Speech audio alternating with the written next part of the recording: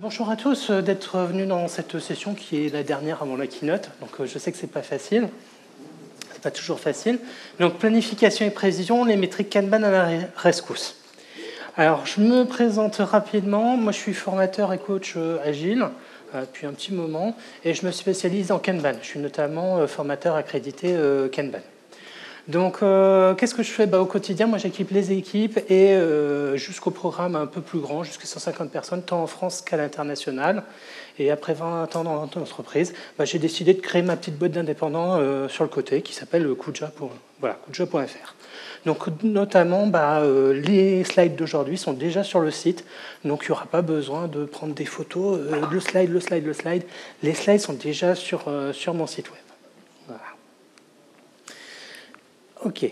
Alors, je fais un petit avertissement avant de passer dans le contenu, parce que je fais une session accessible à tout le monde. Donc, du coup, je fais dans un but pédagogique, je vais faire des simplifications et je vais faire une présentation qualitative. Okay. Donc, je sais que des super experts mondialement reconnus vont me dire « Sébastien, tu n'as pas le droit de dire ça ». Si je le dis quand même, mais parce que je le fais de manière pédagogique. Donc, et puis, je vous donnerai les limites et les conditions, j'en parlerai tout à l'heure, les limites et les conditions de l'approche qu'il faudra vérifier pour ne pas tomber dans les pièges. Et sachant qu'effectivement, comme c'est simplifié, votre contexte peut nécessiter d'avoir une approche quantitative, voire probabiliste, donc des méthodes un peu plus avancées, mais au moins on verra les bases ensemble aujourd'hui.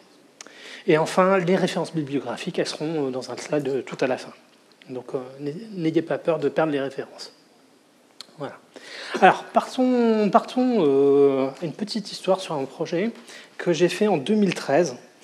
Et j'étais Head of Engineering et j'avais mon programme manager qui a fait fin mars, début avril 2013, il fait une présentation au board auprès du top management de l'avancée du programme.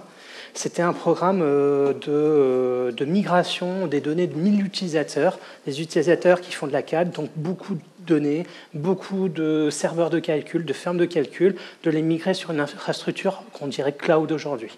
Donc une grosse migration d'infrastructures IT. Donc on est en mars 2013 et il présente au board, le programme est à 90% fini, on aura fini dans 3 mois. Et là, moi, je fais les gros yeux, parce que moi, j'ai pas cette perception-là. Moi, j'ai l'impression, perception technique, que non, il y a beaucoup plus de travail à faire et on n'aura pas fini au mois de juin. Ok. Donc, du coup, la question, c'est comment on réconcilie les perceptions divergentes comme ça, et sur de la planification et de la prévision, sur l'avancée des programmes. Ok. Donc, comment on fait ça? Et là, à l'époque, j'avais eu l'occasion d'être formé par Laurent Morisseau, qui a été le pionnier de Kanban en France. Donc, juste quelques semaines avant, en début 2013, de lire son livre Kanban pour l'IT, première édition. Donc, ça date un peu.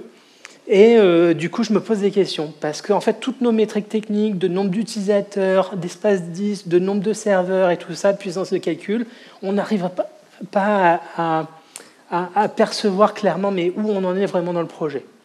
Et c'est là, avec cette formation Kanban, que je me pose des questions. Ok, mais qu'est-ce qu'on doit vraiment tracer? Parce qu'on a plein de données techniques et ça ne colle pas avec la perception que j'en ai. Et là, avec la formation Kanban, je me dis, mais ok, c'est quoi les items de travail? C'est quoi la granularité qui a du sens pour le business? Et pour le business, en fait, ce n'est pas toutes nos données techniques de réseau, de serveurs, de nombre d'utilisateurs, de groupés, blablabla. En fait, c'est juste les équipes. La granularité, c'est les équipes parce qu'on ne bouge pas un utilisateur en utilisation, en isolation. On bouge une équipe complète avec tout ce qui y va avec. Okay.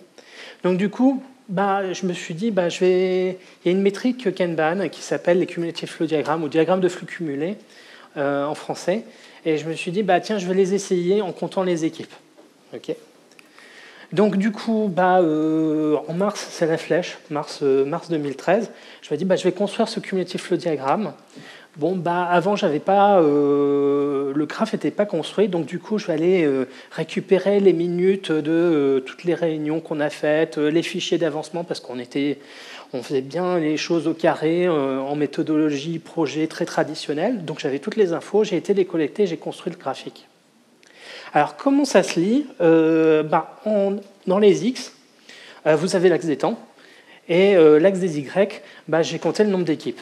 Donc les équipes, en fait, ça va être mes tickets sur mon tableau Kanban, okay, dans chaque colonne du tableau Kanban. Okay.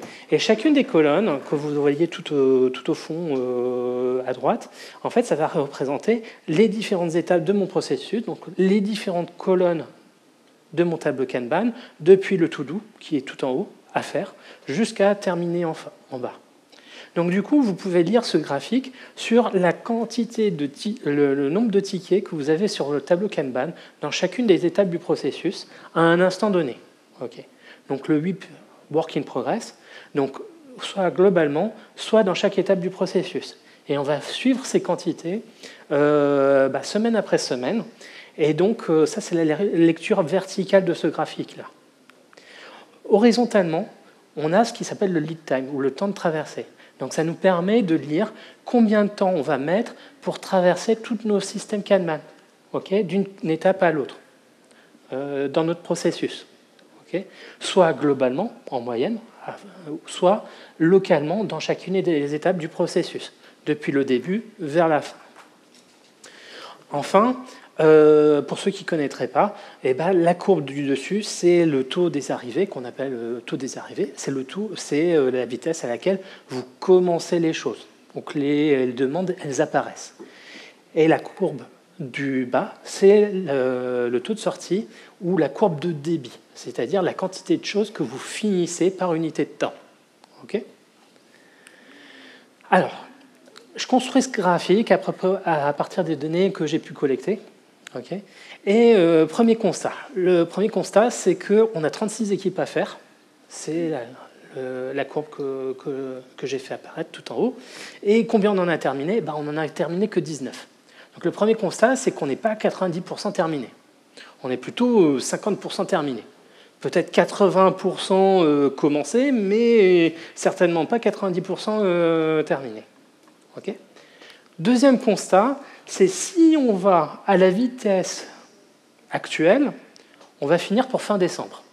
Okay, parce que la courbe, on va croiser fin décembre. Donc, sauf incident, okay, à la vitesse actuelle, le projet sera probablement fini semaine 51, autour de semaine 51. Donc il y a beaucoup de marge, c'est rien de sûr. Donc ça, c'est la le deuxième constat que je fais en sortant ce graphique. Du coup, avec ces constats, j'appelle mon programme manager qui vient de présenter au board qu'il aura fini dans 3 mois. Je lui dis, regarde ce que j'ai découvert en étudiant les données. Et là, sa réaction, elle fut immédiate et assez violente. Il n'était pas content. Parce que déjà, il s'est engagé auprès du board, qu'il aurait fini dans 3 mois, et là, il découvre que non, il n'aura pas fini dans 3 mois. Okay. Donc, il va lui falloir 2-3 jours pour redescendre dans les tours et comprendre les données que je viens de lui montrer. Okay.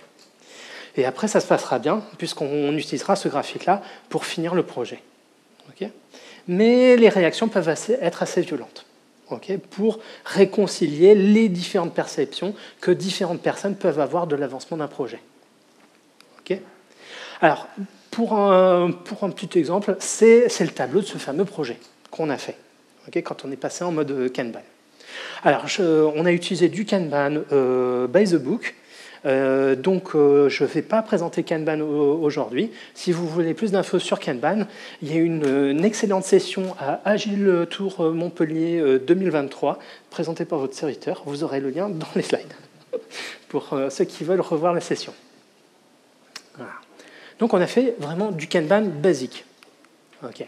Alors, pourquoi ces différentes perceptions d'avancée? Parce qu'on est humain, et ça fait partie de notre nature humaine d'avoir des problèmes pour estimer et prévoir. Il y a eu beaucoup de recherches en psychologie Beaucoup d'entre vous connaissent certainement Kahneman. Donc, c'est un chercheur en psychologie. Ce n'est pas le seul à avoir étudié ce genre de problèmes d'estimation et de prévision. Il y a un essayiste célèbre, Taleb, qui a fait Le signe noir, antifragilité, des choses comme ça. Il en parle aussi dans ses essais. Donc ça, c'est des livres assez généraux. Mais comment ça s'applique pour nous, pour nos projets, en particulier nos projets informatiques? Et là, on a d'autres auteurs qui parlent un peu plus dans notre milieu. Donc on a Savage, qui a écrit The Flow of the Average, donc le piège des moyennes. Et puis on a aussi Doug Hubbard, qui parle du Failure of Risk Management. Et eux parlent effectivement de ces problèmes d'estimation et de prévision, mais plutôt appliqués à nos projets techniques, projets informatiques. Et qu'est-ce qu'on peut faire? Donc ils vont nous donner quelques méthodes et outils pour comment on gère cette difficulté humaine à percevoir, on va dire, l'avancée, les estimations et les prévisions. Okay. Donc si vous êtes intéressé, vous avez les références. Du coup, effectivement, pour conclure un peu cette introduction, on a une difficulté inhérente en tant qu'être humain à planifier et prédire. Okay, parce qu'en plus, le plan, c'est une intention, ce n'est pas une prédiction. C'est ce qu'on veut faire. Donc, il y a une différence entre l'intention et le réel. Et donc, du coup, on a besoin d'instrumenter pour mesurer l'avancement réel. Okay, et cette instrumentalisation, aujourd'hui, je vous propose le Cumulative Flow Diagram pour vous confronter à cette réalité, où vous en êtes. Donc, ça peut provoquer des réactions assez violentes. Si la perception des gens n'est pas celle que vous allez obtenir. Mais par la suite, ça va vous permettre, le Cumulative Flow Diagram va vous permettre de désamorcer l'émotionnel, de réaligner les parties prenantes et d'anticiper et gérer les risques. Donc c'est un outil assez fort. Donc dans la suite, on va faire 3 autres parties: comment le construire, des cas d'usage, et enfin, je parlerai des limites et des conditions d'utilisation, avant de conclure. Alors, il y a 2 méthodes pour construire un Cumulative Flow Diagram. La première, qui est la méthode basique. Donc, j'ai mon tableau Kanban avec les différentes colonnes pour mon processus, et je vais tout simplement compter pour chaque jour combien j'ai de tickets dans chaque colonne. Donc, je compte tous les jours ou toutes les semaines, en fonction de la dynamique de votre projet. Et à partir de ce tableau, je pars dans mon tableur préféré et je fais un stack area ou un R empilé. Donc, c'est très simple. Il n'y a rien de compliqué. Il n'y a pas besoin d'outils très perfectionnés. La deuxième méthode, qui est la méthode avancée, là, on ne va pas compter le nombre de tickets dans chaque colonne. On va collecter les dates de transition de chaque ticket. Donc, pour le ticket 1, à quelle date il passe dans l'étape 1 ? À quelle date le ticket 1 passe dans l'étape 2, et ainsi de suite. Et je fais ça pour chacun des tickets. Donc c'est pour ça que dans le tableau tout au fond, vous avez des tickets, ils sont encore en cours du processus et que vous avez des cases vides. Parce qu'on essaye de collecter les dates de transition dans chacune des étapes. Et à partir de ce tableau-là, une petite formule Excel, pas très compliquée, juste un petit countif, on retombe sur on peut recalculer le tableau avec les dates et le nombre de tickets.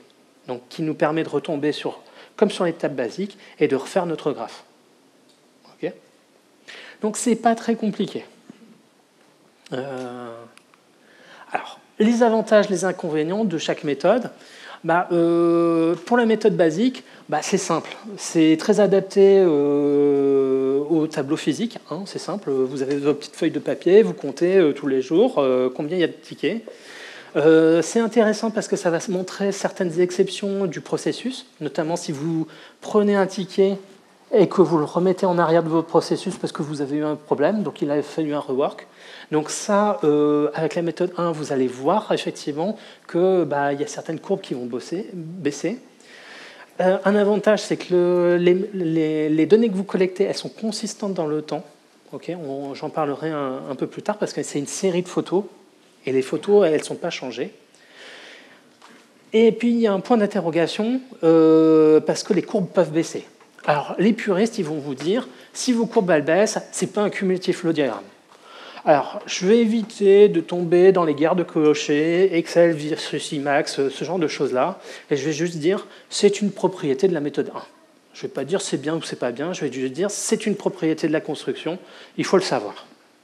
Alors, quels sont les inconvénients? C'est que ça nécessite de collecter les données tous les jours ou toutes les semaines. Ça dépend de la fréquence à laquelle vous collectez les données. Et que si vous ne les collectez pas, le point de données, il est perdu. OK. Et vous ne pouvez pas reconstruire justement avec la méthode 1, vous ne pouvez pas reconstruire l'historique. OK. Et puis, vous ne pouvez pas faire d'analyse plus avancée. J'en parlerai en parlant de la méthode 2. Alors la méthode avancée, elle est plus complexe et parce que ça demande de collecter toutes les dates de transition. Okay, donc c'est plus fastidieux et puis il faut voir si vous avez un outil, est-ce que votre outil collecte les dates de transition de chacun de vos tickets. Donc là, pour tous ceux qui sont avec Jira, oui, les dates sont là, elles sont dans Jira. Elles sont dans beaucoup de systèmes. Alors on peut avoir des pertes d'infos sur les écarts du processus. Parce que je vous ai dit, on collecte les dates. Donc si un ticket il doit revenir en arrière, comment on fait? Il va falloir effacer la date que vous avez collectée, parce que le ticket revient en arrière, et vous allez mettre une nouvelle date quand vous réavancerez dans le processus.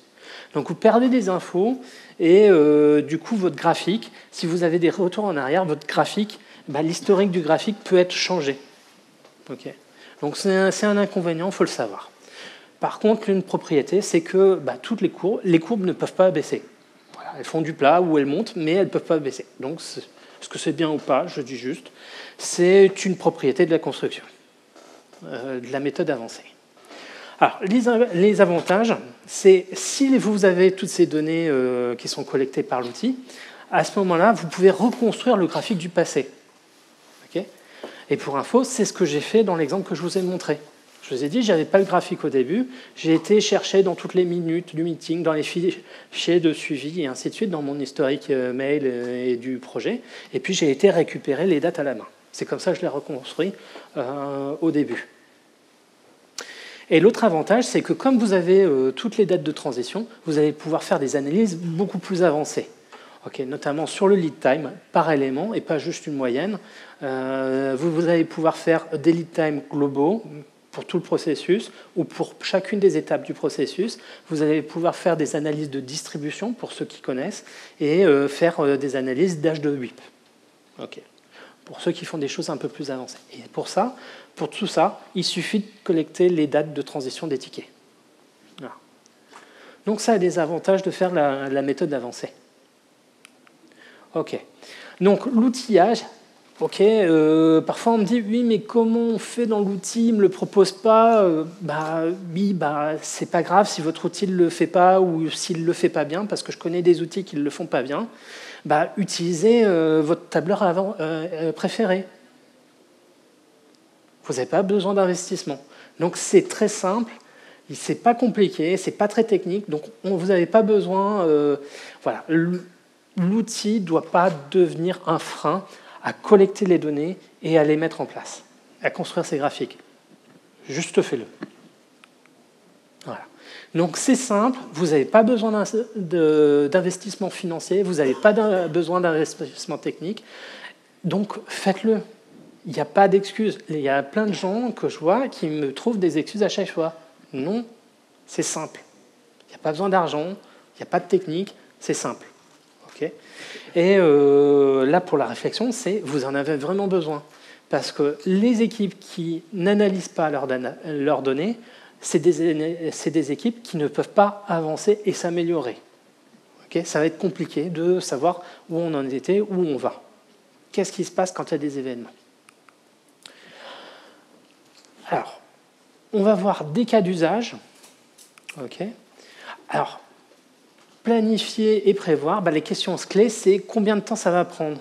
Quand est-ce que ça sera fini? Est-ce qu'on est dans les temps? Est-ce qu'on va être en retard? Où sont les problèmes? Comment agir? Okay, c'est les questions de base. Et là, les cumulative flow diagrammes vont vous permettre de visualiser et monitorer l'avancement. Okay. Donc, je vous ai sélectionné 3 exemples et qu'on va discuter. On va reprendre le premier. Alors c'était un projet en méthode gestion très traditionnelle et qui a basculé en Kanban. Donc dans un domaine d'infrastructure IT avec une taille d'équipe de 4 personnes. Le deuxième projet qu'on verra, c'était un projet en mode Agile Scrum. Okay, et c'était du développement logiciel avec de la data analysis. Et pour une taille du projet, 15 personnes. Et enfin, le troisième cas, ça sera un projet en Water Scrumfall, pour ceux qui connaissent, donc du fake agile, et pour de l'intégration et de la personnalisation de logiciels. Et là, c'est un gros projet, il y a 150 personnes. Je n'ai pas dit 150 développeurs, j'ai dit 150 personnes, entre les devs, les testeurs, les DevOps, les BA, les managers, Voilà, 150 personnes, ça commence à faire gros. Voilà. Donc, 3 projets différents pour vous montrer que ça marche. Et que vous pouvez en apprendre des choses, même si vous n'êtes pas complètement agile, même si vous ne faites pas du Kanban, vous pouvez l'utiliser, peu importe votre méthode, ou la taille du projet, ou le type de projet. Okay. Alors, revenons à notre projet. On avait dit, on était en mars, fin mars, début avril 2013. Notre programme manager qui a sa réalisation. Alors, on avait dit donc la quantité de choses à faire, la vitesse à laquelle on va, et donc on sait, a priori, si ça ne se passe pas trop mal, je mets des guillemets vraiment, on verra pourquoi, on finit fin d'année. Ok. Là, ça va être 6 mois plus tard. Qu'est-ce qui s'est passé ? Il y a notre board qui est venu et qui nous a dit « Sébastien, ton projet, il se passe bien. Ça serait bien que tu le fasses aussi pour les voisins d'à côté, là, dans le bâtiment d'à côté, parce qu'ils n'ont personne pour faire le projet équivalent, pour faire la migration. Donc, est-ce que tu peux faire plus 50% dans le scope de ton projet, s'il te plaît ?» Oui, pas de souci. Pas de souci, il va nous falloir 6 mois de plus. Est-ce que ça va ? Oui, pas de souci. Allez-y, faites-le. Donc là, quelques mois plus tard, on est là en septembre. Qu'est-ce qui se passe ? Nous, on était en mode agile, mode lean. Alors pour ceux qui étaient dans la session lean en début d'après-midi par Thomas, il a parlé du lean. Donc on a fait exactement ce que lui, il a fait, ce qu'il vous a présenté. Donc on s'est amélioré. Donc c'est la courbe jaune qui s'est améliorée. Nous, on a accéléré. Notre débit il a augmenté. On n'a pas mis plus d'argent, on n'a pas mis plus de personnes, on a juste changé les méthodes de travail. Okay ? Et on a accéléré. Donc en septembre, on avait pratiquement récupéré le retard, le délai qui résultait de l'augmentation du périmètre de 50%. Okay ? Donc c'est pas mal. Hein, voilà. Donc mettez à jour votre cumulative flow diagramme et revoyez-le en premier dans tous vos meetings importants. Ça, c'est ma recommandation. Nous, en board meeting, c'est ce qu'on voyait en premier.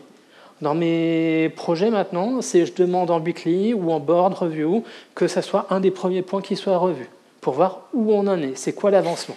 Ça permet de construire la transparence et la confiance avec le management et les différentes parties prenantes. Okay ? C'est important. Ça vous évitera certains désagréments.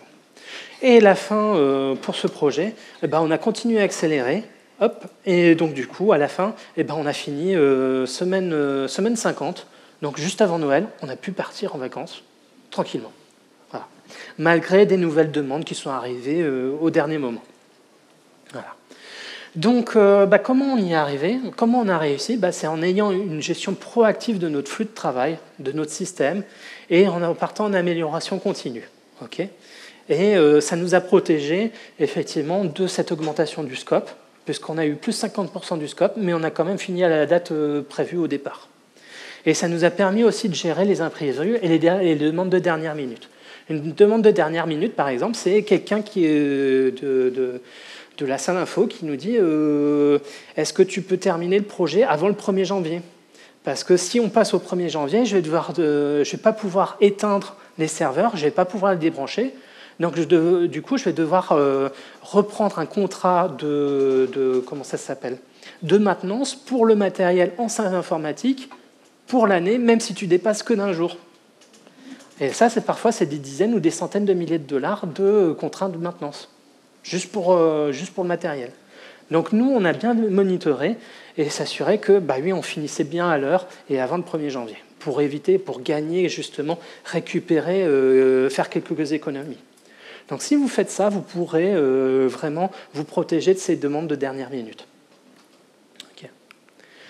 Alors, vous allez me dire, Sébastien, c'est bien beau, ça c'est un projet idéal, tout se passe bien, amélioration continue, agile, lean et tout ça.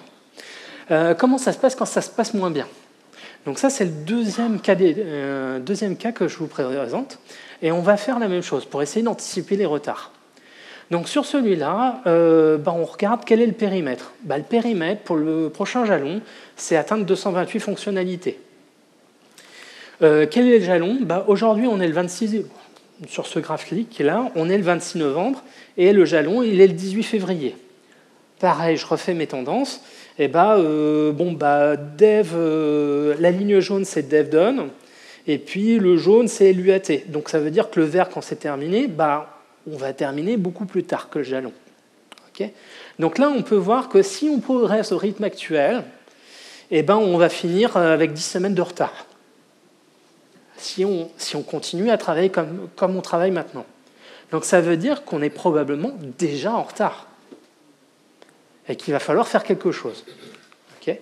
Et ce quelque chose, moi, ce que je dis, il ne faut pas sauter directement aux conclusions, il faut se poser la question pourquoi on est en retard, qu'est-ce qui se passe mal, okay. Et là, il faut enquêter.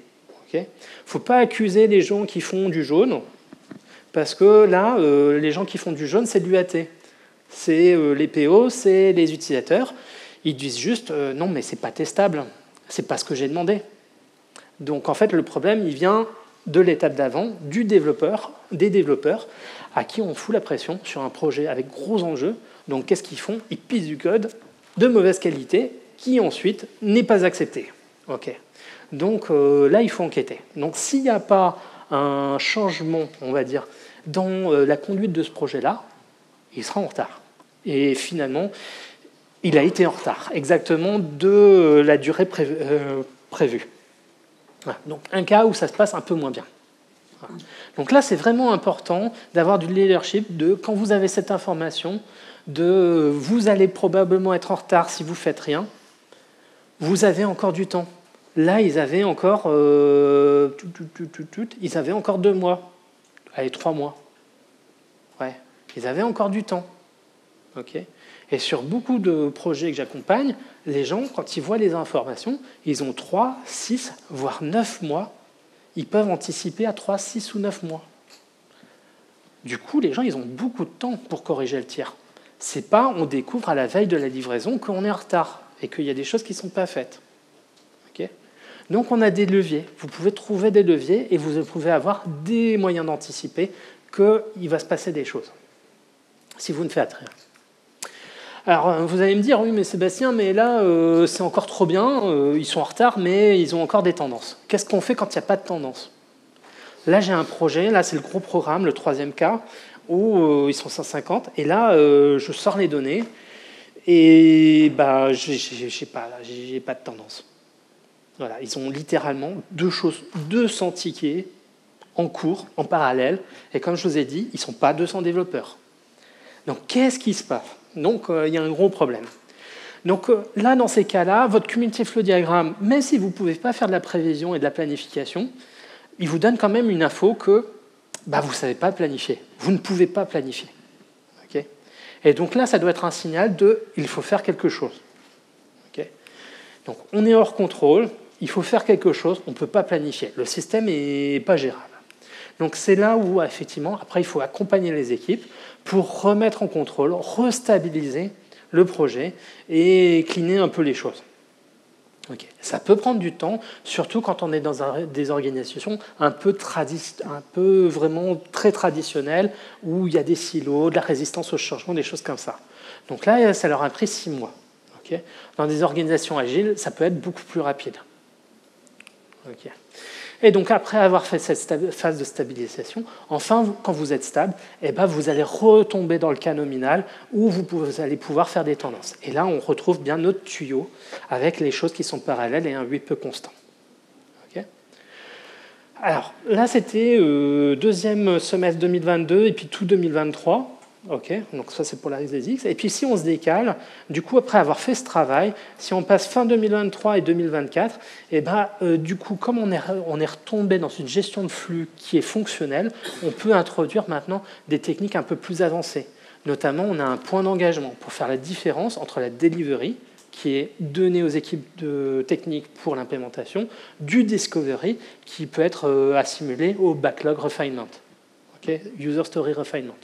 Okay, où on écrit, on raffine, on écrit les test cases, des choses comme ça. Donc là, on a pu commencer à faire une bonne distinction entre le delivery et le discovery et savoir à quel moment on s'engage auprès des utilisateurs. Ensuite, on a pu faire de la stabilisation et de la réduction du WIP, parce qu'on a commencé à travailler, montrer des messages. On prend beaucoup de temps, ça prend un temps... beaucoup de temps. Et puis aussi depuis janvier, on fait des prévisions avec des simulations Monte Carlo. Donc du coup, on a pu aller sur des techniques de prévision et de planification qui sont plus avancées et qui deviennent quantitatives, voire probabilistes. Okay, mais il faut faire le travail de stabiliser votre projet, stabiliser le flux de travail. Voilà, c'était le troisième cas. Alors, que faire de ces observations et de ces alertes, si vous avez des alertes, que les choses ne vont pas forcément comme les gens veulent, comme ce qui serait souhaitable? Eh bien, engagez une conversation. Quand vous découvrez des choses à la lecture et à l'analyse de vos cumulative flow diagrammes et de vos tendances, engagez une conversation avec vos clients et vos sponsors. Okay, comme je le disais, vous avez souvent encore du temps. Moi, ce que je vois sur mes projets, c'est parfois, il y a 3, 6, voire 9 mois pour réagir. Okay, donc, on a du temps. Et présentez-leur les options possibles. Qu'est-ce qu'on fait si on est en retard? Qu'est-ce qu'on fait si on est en difficulté? Okay, est-ce qu'on fait des heures sup? Est-ce qu'on staffe l'équipe? Est-ce qu'on automatise? Est-ce qu'on change les façons de travailler? Est-ce qu'on réduit le périmètre ou les performances? Est-ce qu'on décale les jalons? Présentez-leur les options. Quel est l'impact de chacune des solutions? Et laissez-les choisir la meilleure option en fonction de leurs contraintes, des contraintes de vos parties prenantes, de vos clients, de vos managers, parce qu'eux, ils ont un contexte plus global de comment votre projet s'insère dans la stratégie globale de l'entreprise. Donc, c'est eux qui vont pouvoir faire les arbitrations les meilleures. Okay, présentez-leur les différentes solutions auxquelles vous pouvez penser et quels sont les coûts, les avantages, inconvénients associés. Okay, remettez aux mains des décideurs la décision en leur présentant l'information, la bonne information. Okay. Alors, du coup, effectivement, c'est un outil assez fort de réalignement. Okay, parce que, je vous ai dit, ça peut parfois, si les gens ils ont une perspective différente ou s'ils ont des attentes différentes, ça va permettre de réaligner. Alors peut-être qu'au départ, quand vous allez présenter les premiers cumulative flow diagrammes, ils vont avoir des réactions émotionnelles assez fortes. Ce qui est normal parce que vous les confrontez à une réalité à laquelle ils ne s'attendaient pas ou sur laquelle ils avaient une perception différente. Okay, mais le CFD, c'est votre allié parce qu'il est visuel, okay, il est factuel, okay, et c'est une mesure. Okay, une mesure du passé, pas une projection boule de cristal.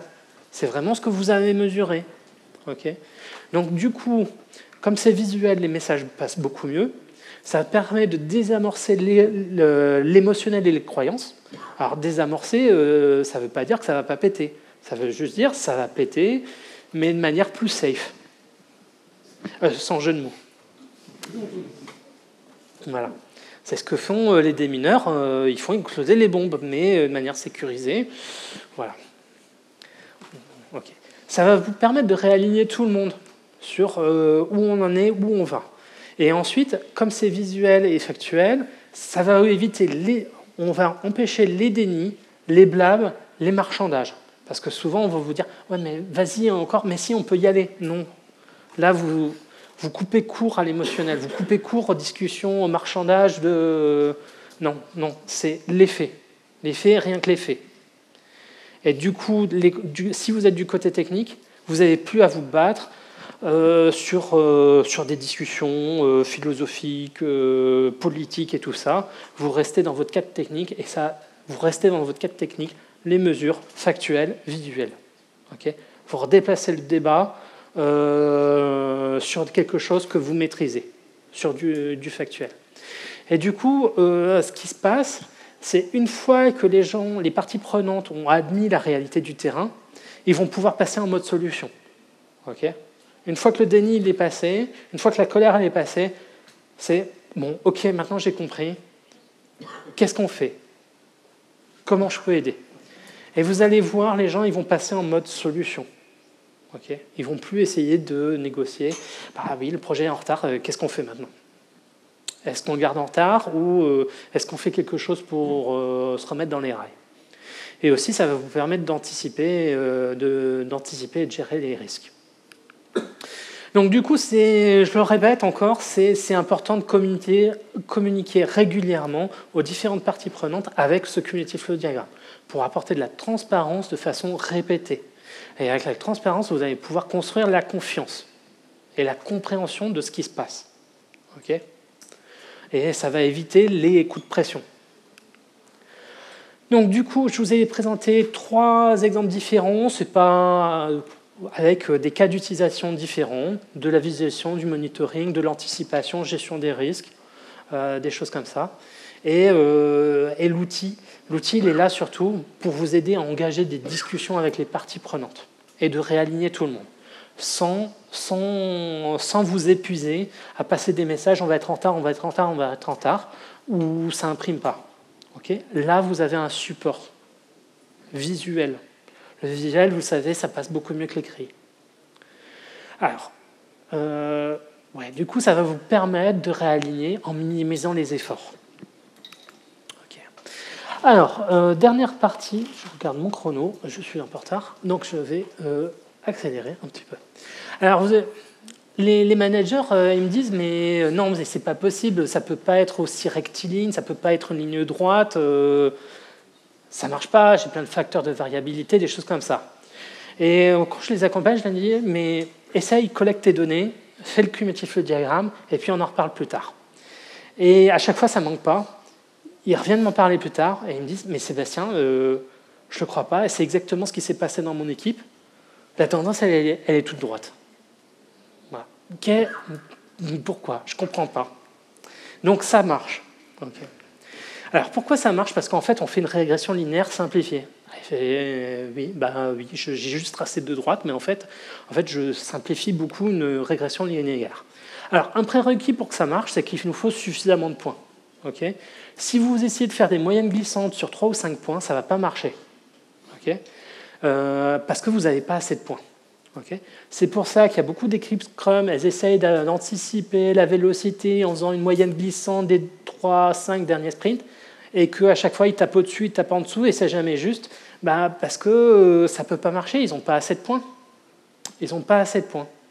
Et ensuite, pour faire une régression linéaire, il faut un système stable, en équilibre. C'est une deuxième condition pour que ça marche. Et ça, je vais en reparler juste après, mais qu'est-ce que c'est un système en équilibre? Alors, les avantages de la méthode, c'est visuel, c'est simple à faire et expliquer, okay, et puis on évite la phobie des maths. Parce que si je vous dis on va faire de la prévision avec des modèles Monte-Carlo des distributions, des analyses de distribution de lead time, et on va regarder les courbes de Weibull et des Gaussiennes, là, il y a tout le monde qui va s'enfuir. Okay, donc c'est des choses que vous allez peut-être pouvoir faire plus tard, mais d'abord, introduisez la méthode simple et facile à expliquer. Et une fois que les gens ils auront incorporé dans leur pratique d'utiliser cette méthode simple, certes simplifiée et avec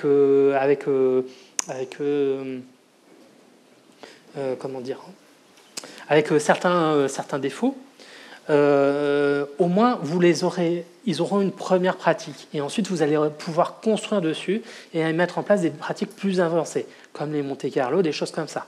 Parce que les gens, ils vont comprendre, parce qu'ils seront passés d'abord, ils auront pris le vélo avec la petite roulette, la 3 roues, et donc du coup, quand ils seront plus à l'aise, vous allez pouvoir débrancher la petite roue là, pour apprendre à rouler, et ils sauront faire du vélo juste avec les 2 roues principales.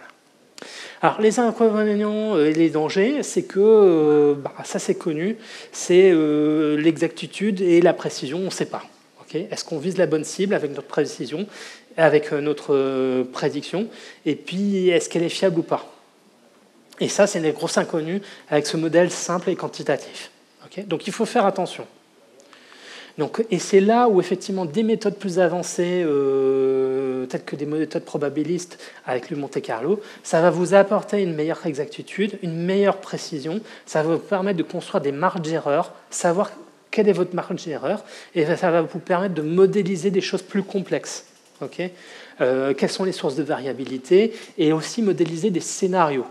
Mais là, ça commence à faire des choses très complexes, et il faut savoir comment les utiliser. Donc, ça va être une étape après, mais il faut commencer par la base. Okay, alors, un système en équilibre, souvent on parle de la loi de Little et puis les conditions de la loi de Little. Et là, j'ai perdu tout le monde parce que j'ai parlé de maths. Donc, non, aujourd'hui, je ne vous ai pas parlé de la loi de Little. Okay. C'est vrai, la loi de Little, mais je ne vous en parlerai pas aujourd'hui. Okay. Alors, qu'est-ce que c'est la stabilité de l'environnement? Regardez votre environnement. Est-ce que votre débit de sortie est stable ou pas? C'est important dans la gestion du flux. Est-ce que votre quantité de travail en cours, de WIP, il est stable ou pas? Okay. Si ce n'est pas stable, vous aurez des problèmes pour faire de la prévision basique. Est-ce que le mix des éléments de travail est stable ou pas? Okay. Est-ce que mon mix de simple et de complexe, de user story simple et complexe qui est dans mon pipe, est-ce que ce mix il est stable ou pas dans le temps? Ou est-ce que tout d'un coup, j'ai que des petits et tout d'un coup, après, je ne prends que des complexes? Okay, et ça change la dynamique de votre flux. Donc ça veut dire que votre flux n'est pas stable. Il va falloir faire attention. Est-ce que mes équipes sont stables en termes d'effectifs, de compétences? Est-ce que j'ai du turnover? Parce que ça change les choses. Est-ce que je suis en train de changer de technologie? Est-ce que je suis en train de passer d'une vieille technologie Java, J2E, à un truc Angular moderne? Là, oui, effectivement, les développeurs ils vont devoir réapprendre, donc forcément la productivité et le débit va en pâtir. Donc ça, il faut faire attention, parce que vos tendances elles vont être affectées par la stabilité du flux. Les outils, les processus, le domaine métier. Parce qu'effectivement, si vous passez d'un domaine métier à l'autre, les compétences, il va falloir les réacquérir. Voilà. Alors, quelques conseils pour gérer de manière proactive votre flux et le stabiliser. Limitez votre travail en cours, votre WIP. Dans la plupart des équipes que j'accompagne, le WIP, ils en font trop en parallèle. Donc, limitez votre WIP. Et votre limite, elle est dans 99% des cas trop haute. Donc, il va falloir la baisser. Et puis, collecter des données. Collecter des données et visualiser et gérer les bloqueurs. Ne laissez pas les bloqueurs traîner. Gérez vos dépendances de manière active. Gérez l'âge des éléments. Ne laissez pas traîner des trucs pendant 1 mois, 2 mois, 3 mois, 6 mois, voire plus longtemps. J'ai déjà vu. Et gérez vos risques. Okay, ça participe à stabiliser votre flux. Et ça, vous allez en avoir besoin. Alors, pourquoi ça marche au global? C'est parce que, toute chose égale par ailleurs, en fait, votre capacité de l'équipe à livrer dépend de 2 choses. Un, c'est de la taille de l'équipe. Forcément, si vous avez plus de développeurs, vous allez pouvoir développer plus. Et puis, de l'organisation du travail, la façon de travailler. Okay, la façon de travailler impacte la capacité de l'équipe à sortir des choses. Okay, et c'est comme Thomas l'a dit à 14h dans sa session Lean, il ne pose pas la question de mettre plus de gens. C'est juste changer les méthodes de travail. Okay, comment on s'organise, comment on communique avec les différentes parties prenantes, les différents intervenants du processus. Donc, parce qu'en fait, les équipes sont le goulot d'étranglement. Vos équipes, elles sont déjà occupées à 100%. Si elles n'étaient pas occupées à 100%, vous prendriez des gens pour les réassigner à d'autres projets. Et puis, votre backlog, il n'est jamais vide. Donc, en fait, les équipes, elles sont déjà occupées à 100%. C'est pas ça qui va changer les choses. C'est l'organisation du travail. Donc, du coup, tout ce qui est cause commune, c'est-à-dire le bruit dans le système, elles sont déjà dans votre CFD. Les managers qui me demandaient « Oui, mais j'ai de la variabilité, machin et tout ça. » Donc, les variabilités issues du processus ou de l'organisation, elles sont déjà incluses dans le CFD. Et c'est pour ça que même si les gens disent qu'il y a de la variabilité dans mes projets et dans mes équipes, ah, d'accord, ok, je vais finir rapidement. Et ben, en fait, la variabilité, elle est déjà dans votre mesure. Okay, et c'est les causes spéciales qui vont impacter votre tendance. Et les causes spéciales, c'est changer le système. Okay, donc changer le système, c'est de mettre des ressources supplémentaires, ce qui n'est pas toujours possible, ou alors des efforts et de la patience pour travailler différemment. Okay, amélioration continue. Donc attention aux limites d'utilisation, prenez soin de vérifier les conditions. Ce n'est pas des conditions d'utilisation exhaustives, hein, c'est juste les principales. Et puis gérer votre flux de manière proactive. Okay, alors pour conclure, vraiment, comme je disais, je vous ai pris 3 exemples vraiment très divers pour que ne tombez pas dans le piège de quelqu'un qui va vous dire « Ah, mais je fais de l'infrad, c'est différent, donc ça ne peut pas s'appliquer. » Ou « Je fais quelque chose d'autre, c'est différent, ça ne peut pas s'appliquer. » Je vous ai choisi vraiment spécifiquement 3 exemples vraiment très divers pour vous montrer, dans tous les cas, ça marche. Okay. Okay. Donc, c'est simple, faites-les. Ça vous permet de planifier, anticiper, réaligner. Et ça ne coûte pas grand-chose. Hein. Votre tableur, il vous suffit. L'accès à un outil, le plugin payant où on ne peut pas l'installer, ce n'est pas des excuses. Juste récupérer vos données et analyser dans votre tableur préféré. Et ça sera une première base pour aller vers des méthodes plus quantitatives et probabilistes et plus avancées. Alors, la pub, 10 secondes, moi je suis formateur Kanban. Donc si vous êtes intéressé par des formations certifiantes, n'hésitez pas à regarder les dates de formation sur mon site ou me recontacter. Donc moi je serai là encore à la pause ou plus tard.